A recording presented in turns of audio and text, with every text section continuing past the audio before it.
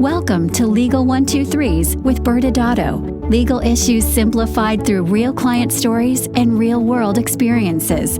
Creating simplicity in 3, 2, 1.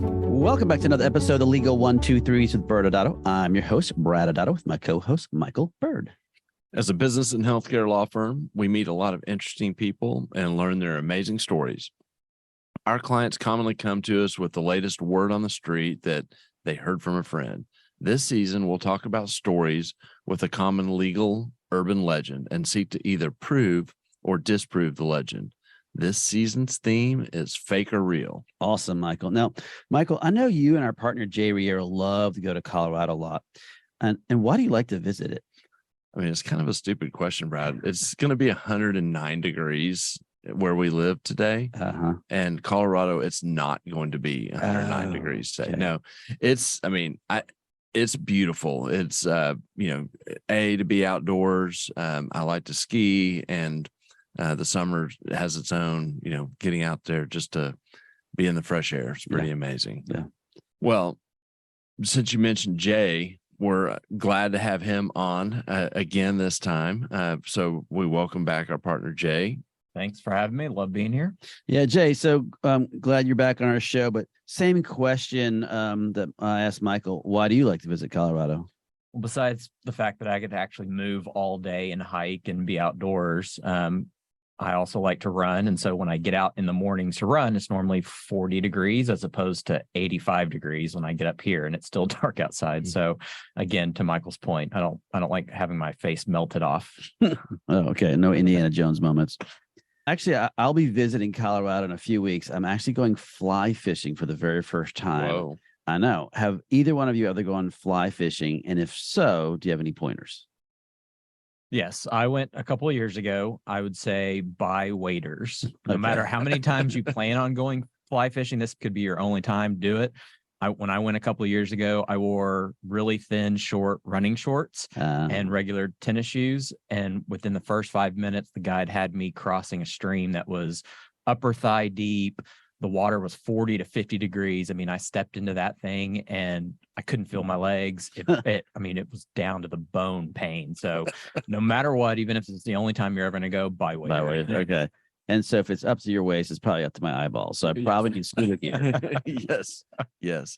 And it's way harder than it looks, Brad. This is not a river runs through it where you're going to be like just dropping that fly right in front of the fish. No. So Brad Pitt and I won't be kind of standing next to each other. Other than your looks. Okay. It'll be different. And the problem is not just that it's hard, it's just that you'll be spending a lot of time cleaning up a mess that you create from doing it. So my recommendation is there is a place in the same parking lot as your favorite watering hole. Yes. And it's called Orvis, and they do Saturday mornings. You'll see all the people about to go to Colorado getting fly fishing lessons. Yes. So I'm in.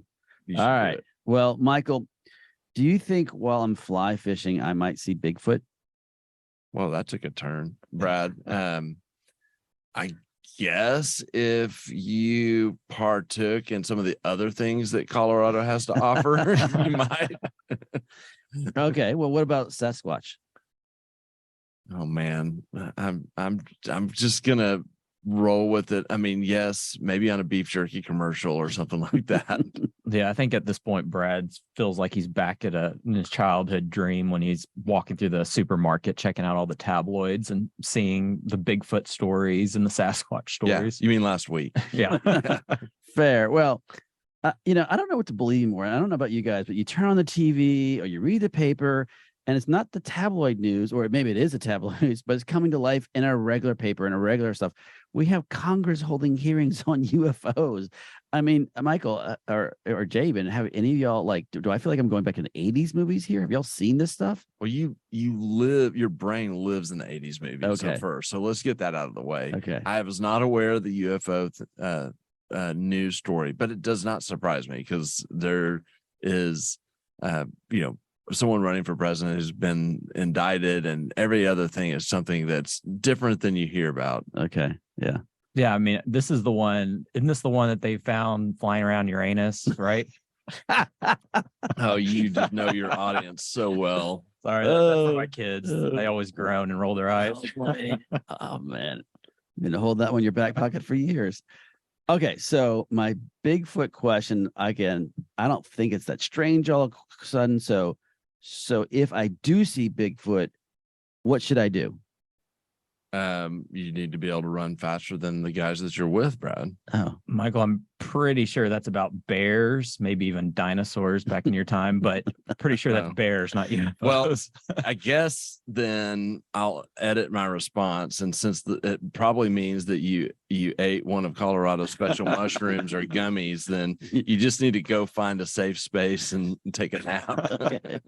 But I think we need to get today's stories. We're all over the place. We are. And so today, our topic, our mission is to answer the question, fake or real, medical estheticians can be delegated treatments in a med spa. Oh, all right. Well, this is exciting. Well, Jay, today you get to lead on the story, on the fake or real story. So let's get started. All right, sounds good. So let's our main character today's story is going to be Mr. Bigfoot.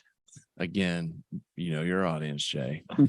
Well, Mr. Bigfoot had recently acquired a med spa here in Texas, and it was specializing in injectables, and it was profitable, but it had way more potential. And so Mr. Bigfoot found this as a good investment opportunity, lots of room to grow and scale. Okay. Was Mr. Bigfoot a physician? Nope. He was an entrepreneur, and this was his first foray in aesthetics.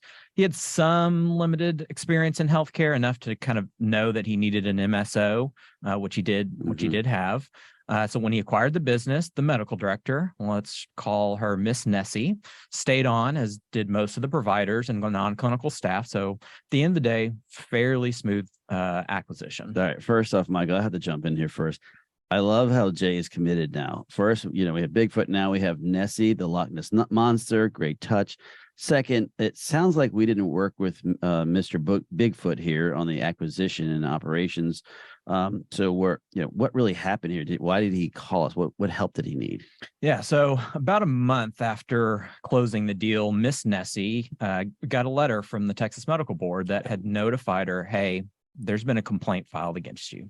Yeah. And let's kind of dispel a little bit about medical board letters and how do these even happen in general. And there probably is this fear that's out there that the medical board police come, charging through your doors and, put you in handcuffs. They don't do that? No, except in California. Oh, yeah. But generally, even in California, everywhere, what we always talk about is that a medical board complaint is very traced back to something